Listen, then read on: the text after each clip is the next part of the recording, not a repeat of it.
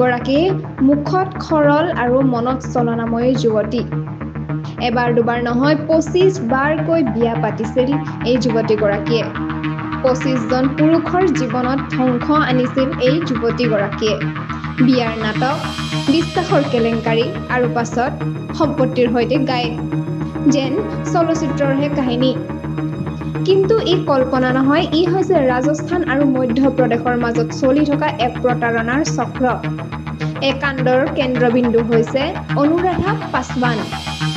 এটা সংঘবদ্ধ গেঙৰ সহযোগত অনুৰাধাই দুখীয়া ঘৰৰ যুৱতীৰ ৰূপ লৈ সহানুভূতি আকৰ্ষণ কৰি ঘৰুৱা পৰিৱেশত নিজকে মিলাই পেলাব আৰু এবাৰ যি মন জয় কৰিলে তাৰ পাছত খাবলৈ দিয়া খোৱাৰ পাতৰ মাজত টোপনিৰ ঔষধ আৰু পিছতেই গৃহস্থৰ ধন সম্পত্তিৰ সৈতে পলাই যোৱা। ইমান দিনেই যাক কইনাৰ আশাৰে ঘৰলৈ লৈ আহিছিল 25জনকৈ যুৱকে, আজি তেওঁলোকে মাথো নিজৰ বিশ্বাস আৰু নিজৰ ভৱিষ্যত হেৰুৱাই বহিছে।